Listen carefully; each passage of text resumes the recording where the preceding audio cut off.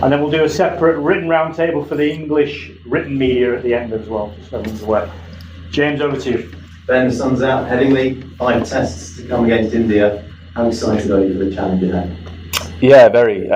It's been a long time coming. Obviously, nearly at the back end of June now, and for this to be our build up towards the second test since the New Year's, obviously a long time to wait. So, yeah, we've had different preparations for different individuals. Obviously, we've had some guys getting their bodies right, some guys playing county cricket, but yeah, everyone's really excited to be here now and to get going tomorrow. And as you head into this period, 5 tests against India, then the Ashes. Is this the biggest challenge you'll face as captain so far? Oh, look, I think first and foremost, obviously, it's 5 games against India that we're focusing on. We know it's going to be tough, always is against India. 5 test matches are very demanding on the body, so yeah, we'll be focusing on these 5 games first. And you named your team yesterday. Is everyone fully fit still? Hope so. Yeah. Good to hear. Big selection decision was around who bats at 3. Can you just talk us through the thinking behind the decision to stick with Ollie Pope, and how close was it between Jacob Bethel and Pope? Well, big selection just came from not us. Be remarkable to choose someone else if their last knock was 170. That's pretty much all I need to say on that. And how has Ollie handled the extra scrutiny around his position? How's he dealt with that? Yeah, look, I think in this day and age, it's very tough to not see all the kind of speculation and stuff around it, just because of how easily accessible things are. You don't even have to go and hunt for it to see it these days. But I think, you know, scoring 170 in his last test match has sort of shown how well he's handled that extra scrutiny of it. And it comes with the territory, I guess. You know, when you are an international player, it comes with it. It's one of those things where when you're a kid, you dream about playing for England, and obviously it's an unbelievable thing, but you know, then the other side of it is that you can come under the pump a little bit, and that's part of the territory. And you know, part of sort of handling it is also being able to handle the scrutiny that no doubt is always going to come someone's way at some point. In terms of your bowling attack, you're missing a number of players through injury. How big a boost to have Chris Wells back? Yeah, really good.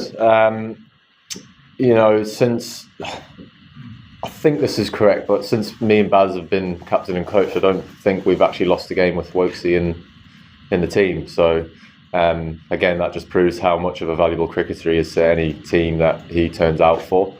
I think him being the leader of the attack, he's going to thrive off that responsibility. And yeah, he's a quality cricketer. You know, the relentlessness that he has with the ball, whether that be new ball or old ball, and then having his ability with a bat down at number 8 is obviously massive for us. From Wokes aside, a pretty inexperienced attack with Josh Tongue and Bryden Cars. How big a test will this be for them? Yeah, I think like experience and inexperience, it's obviously it is spoken about a lot, but I see it at the end of the day, whether you played 100 games or 5 games, it's your skills that are the most important and valuable thing when you come out to playing, you know, any form of cricket. Bryden's had an unbelievable start to his international career in all formats, to be honest, and he's been great for this test team when he's put the shirt on. So I don't look into that too much, and it's great to have Tungy back over, you know, the injuries that he had for pretty much a year, you know, out of the game. So to see him back playing for Notts and doing really well, and getting his opportunity again in England shirt, it's very exciting. So yeah, really looking forward to the boys going out there this week. Will they get helped by the pitch at all? It looks greener than usual. Yeah, Headingley's generally the probably best overall cricket wicket that we tend to play on. We've had some fantastic games here over the last couple of years. You know, if batters get in, they are very hard to stop because of how true the wicket can be, how fast the outfield is, but you always feel like there's something in the wicket there for you as a bowler. So yeah, well, I know there's scheduled 30-degree heat, but it is the north, so could turn up and it be 6 degrees, blowing a gale and raining. So yeah, just have to wait and see what the lovely northern weather's got to offer us this week. Ben, could I just ask you, I mean, physically, I've been watching you train over the last couple of days, it seems from where we were standing that you've been absolutely 100%, but do you feel as good as you ever have done physically at the start of the Test match season? God. Physically, well, I mean, when I was 20, I didn't even know what stiffness or anything was. Obviously now, 34, everything is just naturally just a little bit harder to do. But look, I've worked hard to be where I am here today, and physically where I'm at, it's great. Raring to go, and just a bit more sort of sensible, I guess, about my build-up. Work hard for the first 2 training days, 2 days out, and then sort of very, very chilled and light the day before, just to make sure that everything's raring to go come game day. And it's obviously trying to win every Test match you play. I know the broader aim of this kind of era of English Test cricket is to make it exciting and to bring people to Test cricket. When India are in the country, you kind of know the eyes of the world are on you. So in that process of just bringing people to Test cricket, I wonder if that makes it an extra level of excitement around the start of this series. Yeah, they're always, obviously, India always brings excitement with them wherever they go in the world. We still want to be known as a team who play an exciting style of cricket, but now we are, not that we never wanted to win every game that we played, but it's sort of changing the sort of what we say, how we say it. So we want to be playing an exciting game of cricket because we know that that's what brings the best out of individuals, brings the best out of us as a team, but it's about winning. Just finally for me, just quickly back on Ollie Pope, would you say that big 100 against Zimbabwe was a decisive factor in selection for this Test match, or the broader issues at play when you made that decision? Well, looking more long term about what he's brought to England, or was that 170 the decisive factor in his selection? Scoring 170 definitely doesn't do anyone any harm. But no, look, I said this when I spoke about before the Zimbabwe Test. Having him at number 3 since I've been captain over a 3-year period, averaging over 40s, speaks for itself, I think. Rory, please. And then we'll open it up to everyone else. We also had the World Test Championship final at Lords. You've obviously had your opinions on that in the past. It's restarting again now. The next qualification period starts. Are you sort of at peace with that tournament and that standings? How it's all worked out? Look, I get asked about the World Test Championship and stuff, and obviously then I'm not just going to say what sort of is expected to say. I will give my honest opinion on it. Right. Which I feel I do. But look, to get to the final of the World Test Championship, you have to win games of cricket, and that's what we focus on. If we win enough games of cricket, then we'll find ourselves there at the final of the World Test Championship.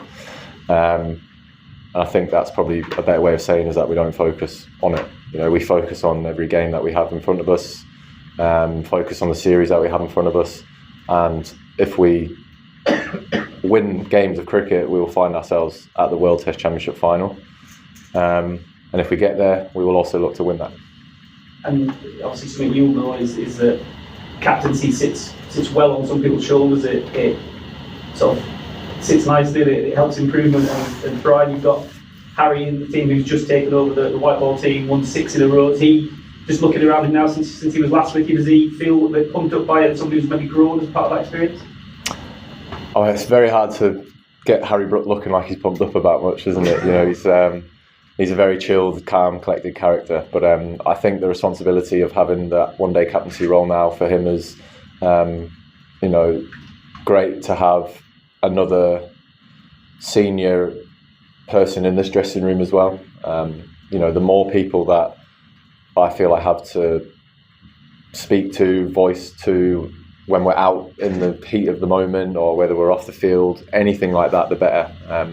I feel I'm always pretty good at asking people's opinion and not focusing too much on what I think, because sometimes you do miss certain things if you get too involved within your own sort of thought processes and thoughts towards things. So I've always, to be honest, used Brookie anyway, but yeah, I think him having that extra leadership role now with being one-day captain is going to be very helpful for me as well as all the other leaders I've got in the dressing room.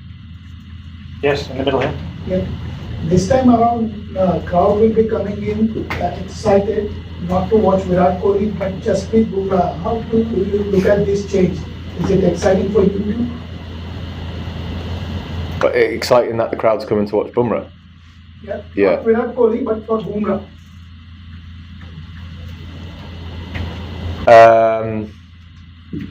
Yeah, so obviously there's been a lot of said about no Rohit, no Virat and no Ashwin. That doesn't mean that we think it's going to be any easier than what it ever is against India. The pool of talent that Indian cricket has is just ginormous. So although Virat, Rohit and Ashwin have done amazing things for their country on the field, that doesn't mean that whoever comes in to replace, those individuals are going to be any less hard to bowl at or bat against just because of how big the pool of talent is in India. I've obviously spent a lot of time out of the IPL, so I know that there's a lot of it. But yeah, obviously 3 massive names, 3 people who have done wonderful things for their country, but it's not going to be any easy for us because those 3 big names aren't here. We'll take 3 more, one here and one here at the front, and then we'll go. Ben, this series will be England's first home series against India with that new high-risk, high-gain philosophy, the brand of Test cricket you guys are playing in Test cricket, since you and Brendan have taken over. So just wanted to know the prospect of playing that brand of cricket against an Indian bowling attack, which is as good as anything, and we have seen what this bowling attack is capable of in Australia. So just your thoughts on that. Did you forget the one that we won in Birmingham? Yeah, that one of him, of course. Yeah. That's why I said the full series. No, look, India, obviously Bumrah leading their attacks, fantastic bowler, but there's 11 players on a team, and it takes a team to win a game of cricket. And we know Bumrah is an amazing bowler all around the world. His record shows that wherever he goes, he does well. So, we know Bumrah's going to be a threat, but we know that every other bowler that India have is also going to be a threat. So focusing on one individual over another isn't what we're going to be doing. But obviously you pay respect to your opposition, and Jasprit Bumrah certainly is a fantastic bowler. Hi Ben. Ben, of course, it's a new Indian team, new looking Indian team, new captain Shubman Gill. You have seen him play in the IPL and in international micro cricket as well, even in network. What's your assessment about Shubman Gill, the overall package, and of course leading this Indian team? Will it be pressure for him, especially in England? Yeah, I think Shubman Gill's a very, very fine player. He's been around a long time now, considering he's only young. He's played a lot of cricket. A lot of IPL cricket, actually a lot of cricket for India. So, I think it's an exciting time for Indian cricket to be in the new leadership. It's obviously a lot of pressure being captain of any Indian team, definitely. But it's an exciting time. I think it always is for teams when a new leadership role comes into it. Obviously it is my opposition for the next 6 weeks, so I won't go into it too much, but all the best. Okay, we're done. Thank you. Thank you.